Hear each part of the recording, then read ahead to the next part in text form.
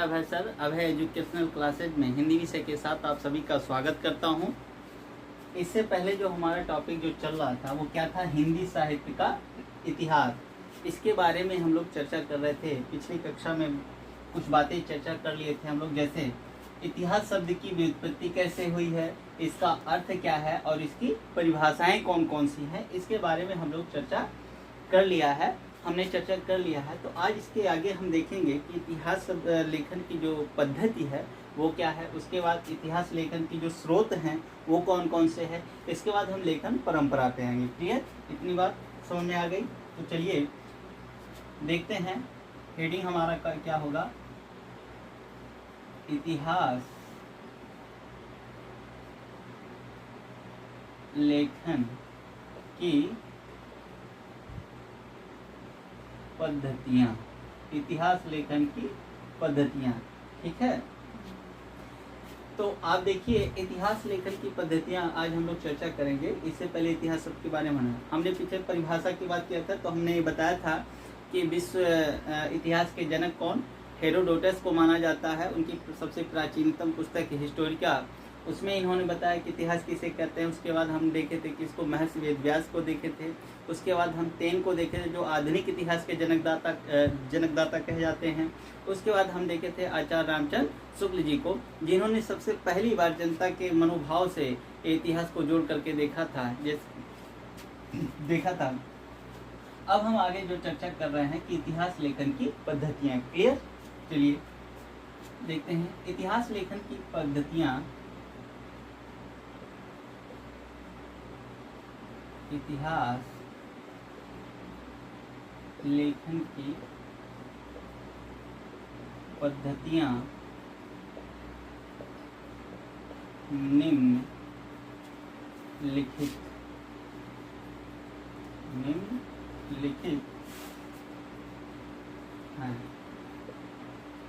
हैं। नंबर 1, वर्णानुक्रम पद्धति। पहला क्या है, वर्णानुक्रम पद्धति। दूसरा हमारा जो है वो क्या है, कालानुक्रम पद्धति। कालानुक्रम पद्धति। तीसरा जो हमारा है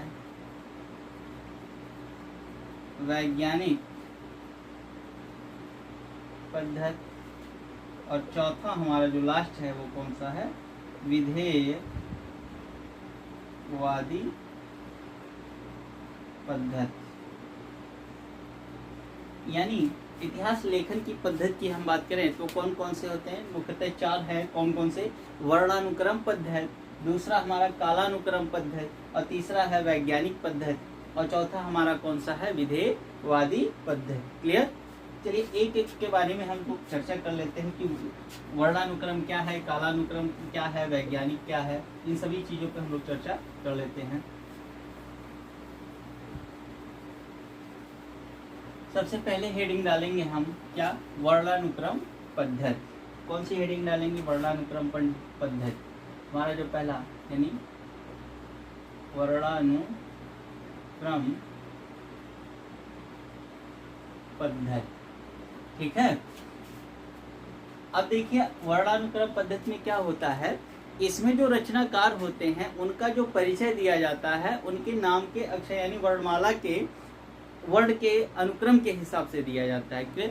मान लिया जाए किसी का नाम अगर जो क से है और किसी का नाम ब से है, तो जाहिर सी बात है क वाले का परिचय पहले देंगे और ब वाले का परिचय बाद में देंगे। यदि किसी का नाम अ से है और यदि किसी का नाम जो है ओ से है, तो सबसे पहले ओ वाले लेखक यानी अ वाले लेखक का परिचय पहले देंगे और ओ वाले लेखक का परिचय बाद में देंगे। भले ही इस वाले नाम का जो है जन्म इससे पहले हुआ है, इससे कोई मतलब नहीं होगा ये, लेकिन सबसे पहले परिचय किसका दिया जाएगा, अ वाले नाम का। जैसे मान लिया जाए कोई है अंग्रेजी वर्णमाला के हिसाब से देख लीजिए, कबीर दास जी को देख लीजिए, ये भक्ति काल के कवि हैं यानी KABIR होंगे। ठीक है, और आप भारतेंद्र जी को देख लीजिए, यानी बी से स्टार्ट होगा, BHAR। भारतेंद्र जी को यानी आप देखेंगे, समझिएगा। अब देखिए रचना काल तो दोनों हैं हिंदी साहित्य के, लेकिन कबीरदास जी का जन्म जो है भक्ति काल में होता है और इनका आधुनिक काल में होता है। लेकिन इनका देखिए के से नाम स्टार्ट होने के कारण पहले वर्ण इसमें किसका होगा, भारतेंद्र जी का हो जाएगा, जो कि अमनोवैज्ञानिक है, गलत होगा। क्लियर, ये वर्णानुक्रम पद्धति में है। तो रचना का आप लिख सकते हैं, इसके दोष हैं, आप यानी लिख सकते हैं, क्या लिख सकते हैं,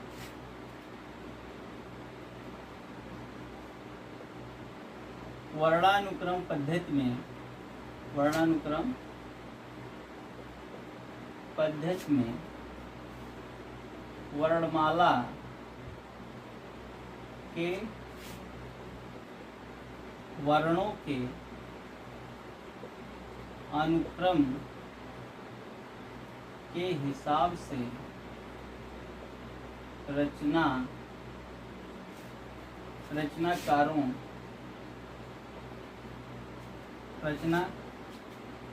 का वर्णन किया जाता है। यह सबसे प्राचीनतम पद्धति है।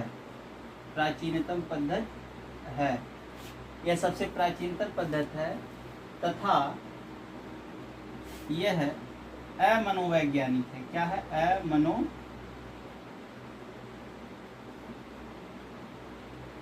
अमनोवैज्ञानिक पद्धति है। ठीक है। इसके जो सर्वप्रथम प्रयोगकर्ता थे, मतलब इसका प्रयोग वर्णानुक्रम पद्धति का इतिहास लेखन ग्रंथ में कौन कौन किए हैं, प्रयोगकर्ता की बात करें यदि, प्रयोगकर्ता तो दो लोग हैं। कौन, एक तो गारसा द तासी हैं, गारसा द तासी, ये अपने इतिहास ग्रंथ को इसी पद्धति में लिखते हैं। और दूसरे जो हैं शिव सिंह सेंगर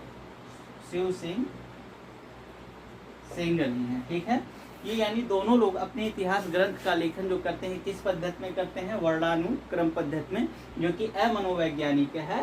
इसलिए इनके जो रचनाओं को वो बिल्कुल तरीके से पूर्ण ग्रंथ नहीं माना जाता है। खैर वो आगे हम लोग चर्चा कर लेंगे, फिलहाल अभी हम पद्धतियाँ पढ़ना है तो इसी पे चर्चा करेंगे। मेरे ख्याल से आप बात समझ गए होंगे। आइए दूसरी टॉपिक पे, दूसरी हेडिंग पे चर्चा करते हैं। हमारा कौन सा पद्धति है, कालानुक्रम पद्धति। दूसरा है कालानुक्रम पद्धति। अब इसमें देखिएगा क्या होता है, कालानुक्रम पद्धति में क्या होता है, जो रचनाकार होते हैं उनके जीवन काल से, ठीक है, यानी जो उनका जन्म है, यानी उनके जन्म काल के हिसाब से वर्णन किया जाता है। क्लियर है कि वो कब पैदा हो, उनके यानी जन्म के समय के हिसाब से, ठीक है, उनका वर्णन किया जाता है रचनाकारों का। ठीक है, यानी आप कह सकते हैं कालानुक्रम पद्धति में रचनाकारों का वर्णन उनके जन्म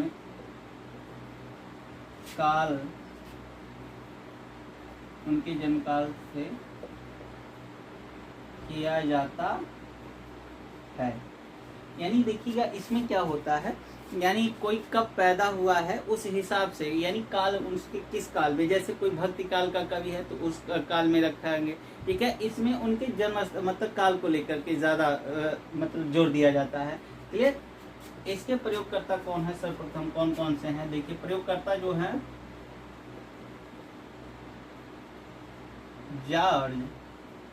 जॉर्ज अब्राहम ग्रियर्सन, ये पुस्तक लिखते हैं the modern vernacular literature of northern Hindustan. उसमें जो है ये सबसे पहले मतलब क्या करते हैं, मतलब कालखंडों को विभाजित करते हैं अपनी पुस्तक में। तो ये प्रयोग करते हैं। एक दूसरे हैं मिश्रबंध, कौन है? मिश्र बंधु है। ये 3 भाई थे, 3 सहोदर भाई थे ये सभी लोग, और ये अपने मिश्र बंधु विनोद का भी इसी हिसाब से इसी पद्धति में लिखते हैं, कालानुक्रम पद्धति में ये लोग पुस्तकें लिखते हैं। क्लियर? इतनी बात समझ में आ गई। चलिए तीसरी पद्धति पे हम लोग चर्चा करते हैं। तीसरी जो पद्धति होगी हमारी कौन सी होगी वो थोड़ा सा देख लेते हैं।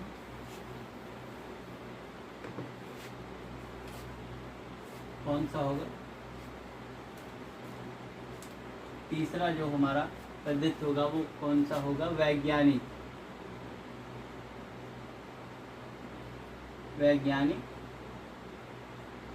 पद्धति।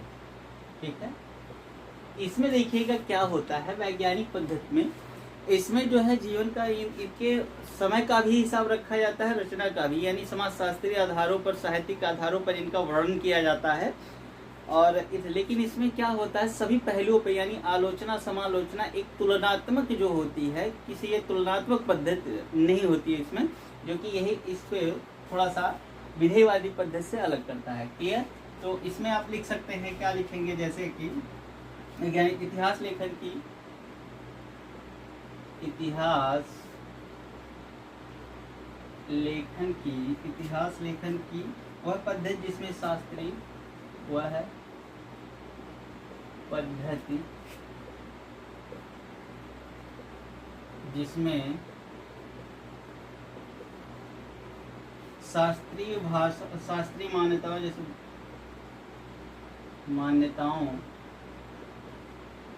शास्त्रीय मान्यताओं, भाषा, शास्त्रीय मान्यता, भाषा विज्ञान आदि के, भाषा विज्ञान आदि के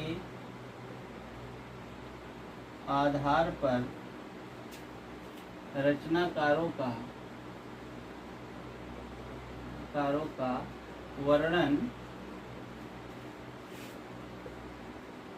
किया जाता है। वो कौन सी पद्धति कहलाती है? वैज्ञानिक पद्धति कहलाती है। क्लियर? इसके जो प्रयोगकर्ता है सर्वप्रथम कौन है? वो प्रयोगकर्ता की बात करें तो इस मतलब इस पद्धति में कौन लिखते हैं? यह है डॉक्टर गणपति चंद्र गुप्त। हिंदी साहित्य का वैज्ञानिक इतिहास नाम से लिखते हैं ये डॉक्टर गणपति चंद्र गुप्त, और ये वैज्ञानिक पद्धति का प्रयोग करते हैं। क्लियर? इतनी बात है। ये तीसरा हमारा पद्धति हो गया। चौथे पद्धति की हम बात यदि कर लें, हमारा जो चौथा पद्धति होगा वो कौन सा होगा? विधेयवादी पद्धति होगा। कौन सा पद्धति होगा? विधेयवादी। यानी चौथे पद्धति की बात हम करें तो हमारा विधेयवादी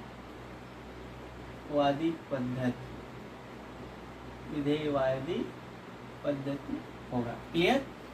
इसमें लिखिएगा आप लोग, यह इतिहास लेखन की, यह है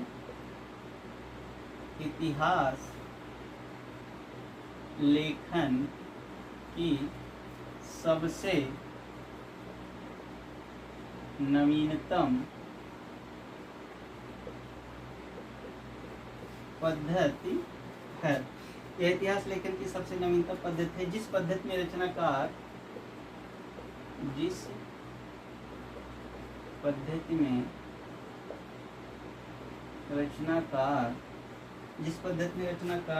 का जाति, वातावरण, क्षण युग विशेष की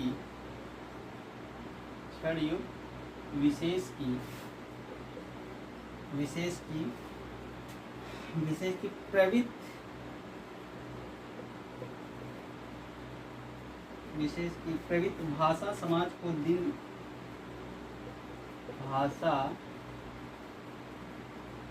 समाज को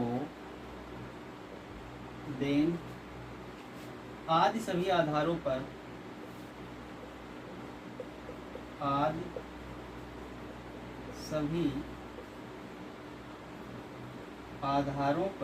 आदि सभी आधारों पर रचनाकार का मूल्यांकन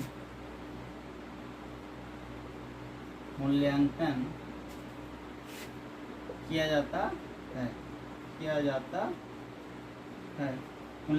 जाता है तो उसे कौन सी पद्धति कहेंगे? उसे विधेयवादी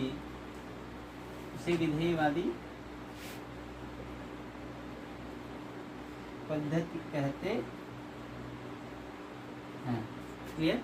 यहाँ देखिएगा, यानी देखिए यह इतिहास लेखन की सबसे क्या है, नवीनतम पद्धति है, सबसे न्यू पद्धति सिस्टम है, ठीक है, लेखन पद्धति क्या कि जिस पद्धति में रचनाकार का जाति, वातावरण, क्षण, युग विशेष की प्रवृत्ति, भाषा, समाज को दें आदि, मतलब उनका क्या क्या योगदान है, उनकी कमियां क्या हैं, उनकी अच्छाइयां क्या हैं, उस समय उन्होंने समाज के लिए क्या किया क्या नहीं किया, इन सभी पहलू यानी सब पहलुओं पे ध्यान दिया जाता है इस पद्धति में, ठीक है। तो ऐसे पद्धति को कौन सी पद्धति कहते हैं? विधेयवादी पद्धति कहते हैं, ठीक है। और इसके जनक कौन माने जाते हैं? तेन माने जाते हैं। विधेयवादी पद्धति के जनक कौन माने जाते हैं?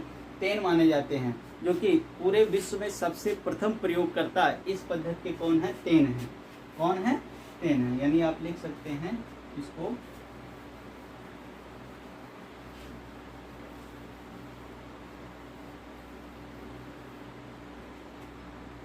यानी आप नोट में करके लिख सकते हैं, विश्व में सबसे पहले विधेयवादी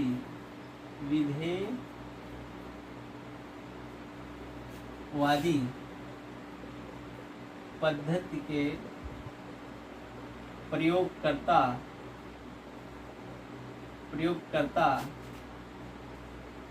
तेन है। कौन है? तेन है। यानी सबसे सर्वप्रथम पूरे विश्व में यदि इस पद्धति का कोई प्रयोग किया है विधेयवादी, तो कौन है? वो तेन है, जो इसके जनक कहे जाते हैं। क्लियर? और हिंदी में विधेयवादी पद्धति के प्रयोगकर्ता कौन है? आचार्य रामचंद्र शुक्ल जी हैं। यानी देखिएगा, यानी विधेयवादी पद्धति के जो प्रयोगकर्ता हैं हिंदी में सबसे पहले किसने किया है? वो आचार्य रामचंद्र शुक्ल जी ने किया है इसी पद्धति का। इन्होंने लिखा है कि हिंदी साहित्य का इतिहास, जो पुस्तक लिखा है बिल्कुल विधेयवादी पद्धति, हिंदी साहित्य का इतिहास, 1929 में प्रकाशन होता है इसका। और ये किस पद्धति में लिखा गया है? विधेयवादी पद्धति में लिखा गया है। तो ये हो गई लेखन पद्धतियाँ। चारों पद्धतियों पे हम लोग बात कर चुके हैं। कुछ और भी पद्धतियाँ हैं, जैसे आलोचनात्मक पद्धति है। इस पद्धति में डॉक्टर राम कुमार वर्मा हिंदी साहित्य का आलोचनात्मक नामक इतिहास से ग्रंथ लिखते हैं। समाजशास्त्रीय पद्धति है, जिसमें डॉक्टर हजारी प्रसाद द्विवेदी जी लिखते हैं। तो वो इम्पोर्टेंट नहीं है एग्जाम की दृष्टि से। और ये जो मुख्य था हमारा, उसको हमने लिखवा दिया है। अब आगे हमारी जो टॉपिक होगी, वो जो आइए चर्चा करते हैं, वो क्या होगा? इतिहास लेखन के स्रोत। ठीक है,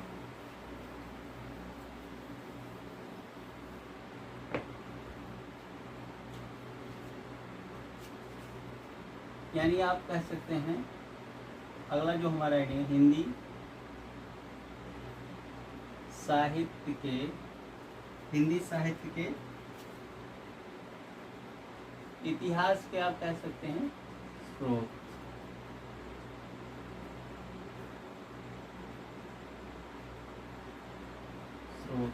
ठीक है, हिंदी साहित्य के इतिहास के स्रोत, हिंदी साहित्य के इतिहास स्रोत। ठीक है, इस पे थोड़ा सा चर्चा कर लेते हैं। जैसे क्या है, इतिहास के स्रोत है सर, के स्रोत। इस पे देखिए, जो सबसे पहला हमारा रचना मिलता है वो कौन सा मिलता है? 200, यानी पहला 200 284 वैश्रवण की वार्ता, और दूसरा हमारा जो मिलता है 252 वैश्रवण की वार्ता। इन दोनों के जो रचयिता है वो कौन है? गोकुल नाथ है। वो कौन है? गोकुल नाथ। देखिएगा, इन दोनों के रचयिता कौन है? गोकुल नाथ जी हैं। ये आपका इतिहास के कुछ स्रोत मिलते हैं। इसका रचना काल इसका आप कह सकते हैं विक्रमी संवत में 1625 मिलता है, यानी विक्रमी संवत में आप कह सकते हैं 1625 इसका रचना काल है। ठीक है, रचना काल। इसमें देखिएगा जो अष्टछाप के कवि हैं उनका उल्लेख जो है इन्हीं रचनाओं में मिलता है। ठीक है, इन्हीं रचनाओं में मिलता है। तो इसमें विशेष करके आप इसलिए थोड़ा सा लिख सकते हैं। क्या लिख सकते हैं? देखिएगा कि इन दोनों रचनाओं में इन दोनों रचनाओं में पुष्टि मार्ग में दीक्षित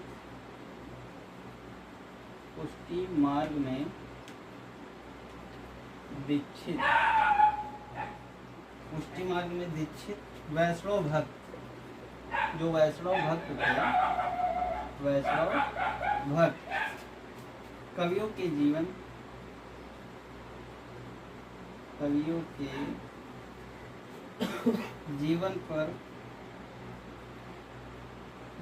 पर गद्य में प्रकाश डाला गया है।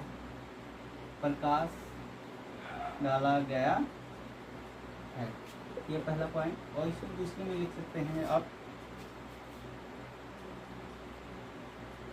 इन्हीं रचनाओं में अष्टछाप के कवियों का वर्णन भी मिलता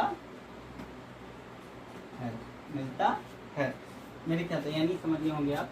यानी इन दोनों रचनाओं में इनका देखिए, इसके रचयिता यानी 284 वैश्रवण की वार्ता और 252 वैश्रवण की वार्ता जो है, इसके रचयिता कौन है? गोकुल नाथ हैं। और विक्रम इसका रचना काल जो समय है विक्रमी संवत कितना है? 1625 है। इसको यदि सन में बदलना होगा तो आप लोग इसमें से -57 कर देंगे तो आपका सन निकल जाएगा। ठीक है, विक्रमी संवत से आप लोग 57 माइनस कर दीजिएगा तो आपका सन निकल जाएगा। और इन दोनों रचनाओं में जो पुष्टि मार्ग में दीक्षित जो वैष्णव भक्त थे, ठीक है, उनका गद्य में क्या है? प्रकाश डाला गया। और इन्हीं में अष्टछाप के कवियों का जो अष्टछाप के जो कवि हैं हम आपको बताएंगे कौन कौन है, तो उसका वर्णन भी इन्हीं दो रचनाओं में मिलता है। क्लियर?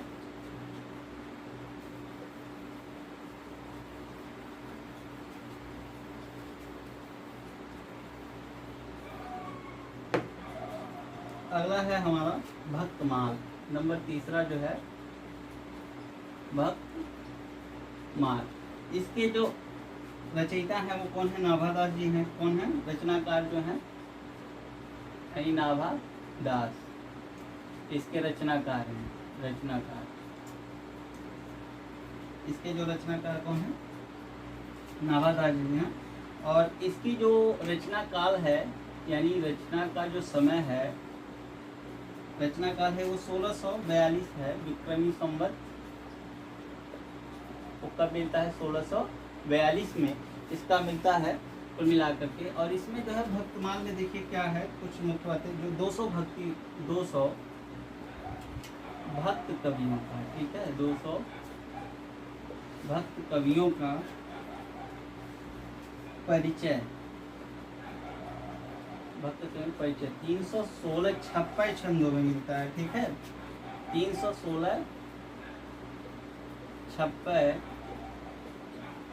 छंदों में मिलता है। यानी इसमें क्या है? 200 भक्त कवियों का परिचय 316 छप्पय छंदों में मिलता है। इसकी एक विशेषता है। और क्या है? तुलसीदास के बारे में भी, यानी इसी भक्तमाल में सबसे पहले तुलसीदास के बारे में पता चलता है। यानी तुलसी दास के बारे में भी इसी रचना में पहली बार पता चलता है, पहली बार पता चलता है।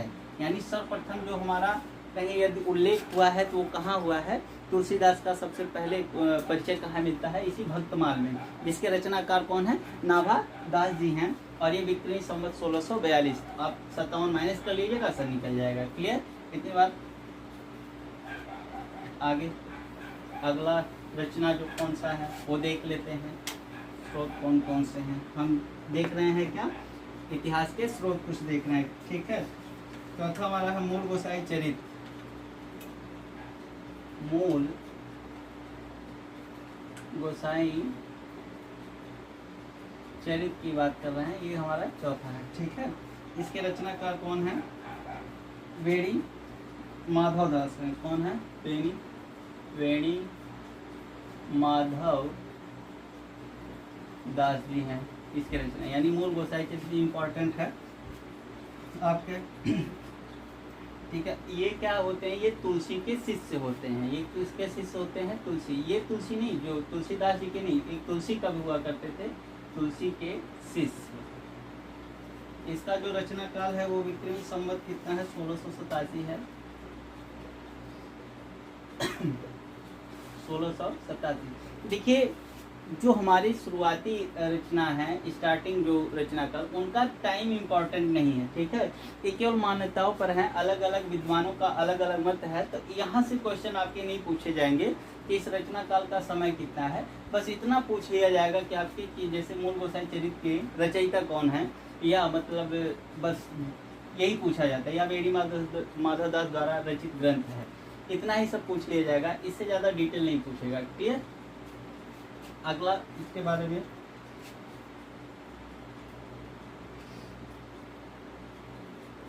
हमारा पांचवा जो होता है वो कौन है, भक्त नामावली है। क्या है, भक्त नामावली है, भक्त नामावली है। इसके जो रचनाकार हैं वो कौन है, ध्रुवदास हैं। कौन है, ध्रुवदास। इसके रचनाकार हो गया विक्रमी संवत, ये 1698 है। विक्रमी संवत 1600 कितना है, 98 है। और इसमें क्या विशेषता है कि 116 भक्त कवियों, यानी 116 भक्त कवियों का जो है संक्षिप्त जीवन चरित्र है। संक्षिप्त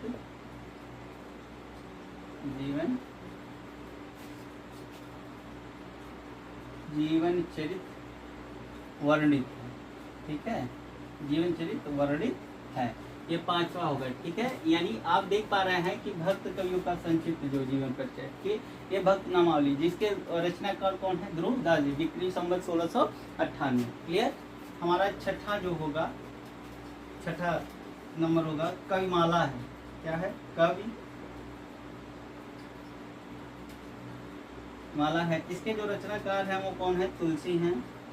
तुलसीदास नहीं, ये तुलसी अलग हैं, तुलसी हैं। और रचनाकाल समय विक्रमी संवत जो है 1712 है। कितना है, 1712 है। और इसमें जो है 74 कवियों की, इसमें विशेष क्या है, इसमें 74 कवियों की कविताओं का संग्रह है। कविताओं का क्या है, संग्रह है। क्लियर। इसमें जो है कविमाला में, यानी तुलसी इसके रचनाकार हैं, इसमें 74 कवियों की कविताओं का क्या है, संग्रह है, ठीक है, कविताओं का संग्रह। हमारा सातवां है कालिदास हजारा।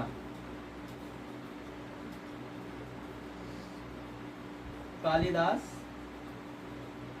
हजारा है, ये इंपॉर्टेंट रचना है। इसके रचनाकार जो है कालिदास त्रिवेदी जी हैं।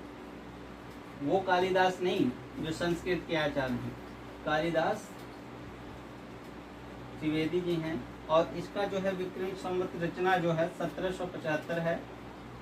कितना है, 1775 है, ठीक है। विक्रमी संवत 1775 है। इसमें क्या है देखिएगा, 212 कवियों की 212 कवियों की क्या है, लगभग 1000 कविताओं का संकलन है। 212 कवियों की लगभग 1000 कवियों की कविताओं का क्या है, कविताओं का क्या है, संकलन है। ठीक है, संकलन है। क्लियर। और इसमें जो है कालिदास हजारा में ज्यादातर रीतकाल के कवियों का परिचय मिलता है। ज्यादातर किसका, जैसे केशव दास हो गए, मतीराम हो गए, चिंतामणि जी हो गए, आदि कवियों का उल्लेख इसमें ज्यादा मिलता है। ये कालिदास हजारा में, जिसके रचनाकार कौन है, कालिदास त्रिवेदी हैं। ठीक है, हमारा कौन सा नंबर था। अब 7वां 8वां देखिएगा, 8 नंबर देख चुके हैं। ये है सतकवि गिरा विलास है, यानी सतकवि क्या है, गिरा विलास। इसके जो रचनाकार हैं कौन है, वो बलदेव है। कौन है, बलदेव, ये रचनाकार हो गए, इसके रचनाकार। ठीक है, बलदेव हैं। और विक्रमी संवत, इसकी रचना का जो समय है विक्रमी संवत, वो कौन है, 1803 है। क्लियर, 1803 है। इसमें देखिएगा, इसमें 17 कवियों की रचनाओं का, इसमें 17 कवियों की रचनाओं का जो है, रचनाओं का क्या मिलता है, परिचय है। क्या है, परिचय है। 17 कवियों की रचनाओं का,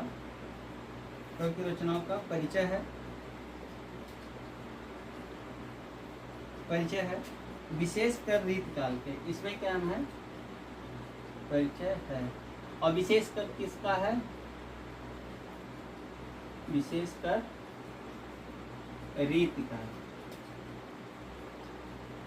रीतकाल के कवियों का। ठीक है, रीतकाल के कवियों का भी जैसे मैंने बताया, वो गलती से मैंने उसमें बता दिया, लेकिन इसमें है। ठीक है, इसमें है। जैसे केशव दास हो गए, मतीराम हो गए, भूषण हो गए, ये इन कवियों का परिचय है। ठीक है, और हमारा 9वां है जो, वो कौन सा है, कवि नामावली है। क्या है, कवि नामावली। क्या है, कवि नामावली। इसके जो रचनाकार हैं वो कौन है, सूदन है। कौन है, सूदन है। और ये विक्रमी संवत कब में है, विक्रमी संवत इसकी जो रचना है 1810 है, 1810 है। और इसमें जो है सूदन ने 10 कवियों का नामों लिखकर उनको प्रणाम किया है। इसमें 10 कवियों का नामों लिखकर सूदन ने उनको क्या किया है, प्रणाम किया है। बस उनको प्रणाम किया है। क्या किया है, उनको प्रणाम किया। ठीक है, हमारी अगली रचना जो है विद्यमान मूल तरंगड़ी है। ठीक है, इसको मिटाते हैं।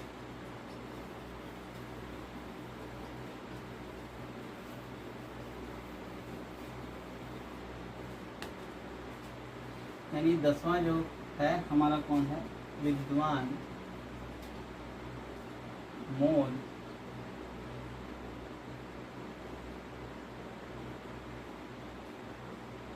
तरंगिणी। ठीक है, तरंगिणी है। और ये इसके सुब्बा सिंह है। इसके रचनाकार कौन है, सुब्बा सिंह है। इसके रचनाकार सुब्बा सिंह है। और ये विक्रमी संवत 1874 है। विक्रमी संवत, इसका रचनाकाल का जो समय है वो कौन है, 1874 है। इसमें 46 कवियों की कविताओं का संग्रह है। इसमें 46 कवियों के कविताओं का कविताओं का क्या है, संग्रह है। ठीक है, इसमें यानी 46 कवियों की कविताओं का क्या है, संग्रह है। विद्वान व तरंगिणी में इसके रचनाकार कौन है, सुब्बा सिंह। ठीक है, विक्रमी संवत 1874। अगला हमारा 11वां जो है नेक्स्ट, वो राग सागरोद्भव है। क्या है, राग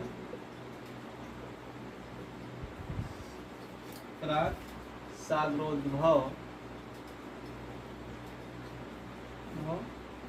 या राग कल्पद्रुम है। राग कल्पद्रुम, इसके दो नाम हैं, या तो राग सागरोद्भव कह सकते हैं या राग कल्पद्रुम है। ठीक है, इसके जो रचनाकार कौन है, वो कृष्णानंद व्यासदेव हैं।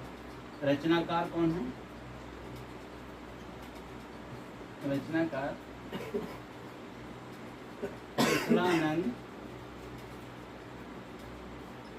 कृष्णानंद व्यासदेव जी हैं। ठीक है, और इसका रचनाकाल कौन सा है, विक्रमी संवत लगभग है 1900। ये क्या है, विक्रमी संवत 1900 है। क्लियर, और इसमें जो है, इसमें कृष्ण के उपासक, यानी इसमें क्या है, कृष्ण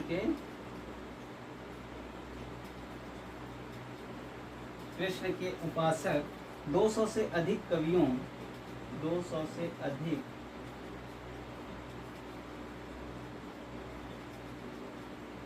कवियों की कविताओं का संकलन है। अधिक कवियों की कविताओं का संकलन है। क्लियर, ये हमारे देखिए कुछ हो गए मोस्ट जो है हिंदी साहित्य के, मतलब क्या है, हिंदी साहित्य के इतिहास के कुछ स्रोत हो गए। क्लियर, इन्हीं रचनाओं को देख करके सारे कवियों ने, जैसे ग्रियर्सन ने, ठीक है, शिव सिंह सेंगर ने, या फिर मिश्र विनोद दे आदि लोगों ने इन्हीं सब कवियों से, इन्हीं सब रचनाओं से लेकर के जो अपना इतिहास ग्रंथ लिखा है, तो इन्हीं कहीं ना कहीं इन्हीं रचनाओं से लेकर के लिखा है, इन्हीं रचनाओं को प्राप्त करके लिखा है। क्लियर, ये हमारे स्रोत हो गए। अब हमारा जो अगला टॉपिक होगा वो क्या होगा, हिंदी साहित्य के इतिहास की लेखन परंपरा। ठीक है, अब हमारा जो हिंदी साहित्य के इतिहास पे, यानी अगली जो हेडिंग होगी वो कौन सा होगा, हिंदी साहित्य के इतिहास की क्या है, लेखन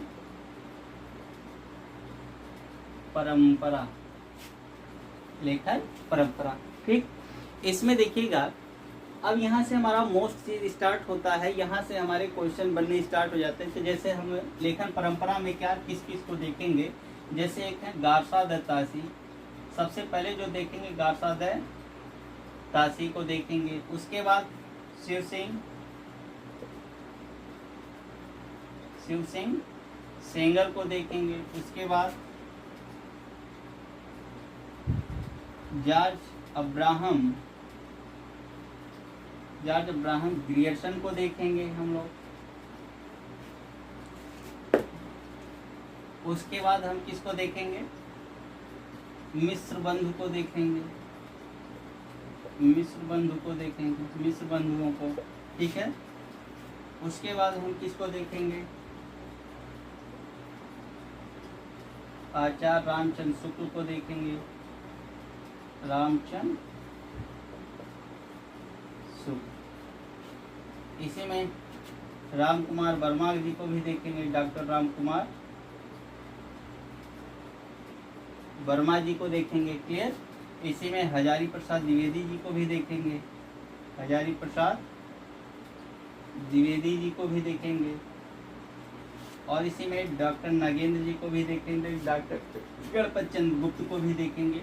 आदि कवियों का हम उल्लेख करेंगे इतिहास लेखन की परंपरा में, ठीक है। इन्होंने कौन कौन सी पुस्तकें लिखी, क्या क्या इसमें है, उसमें कैसे काल विभाजन हुआ है, इन तमाम चीज़ों पे आज के बाद हम लोग चर्चा करेंगे।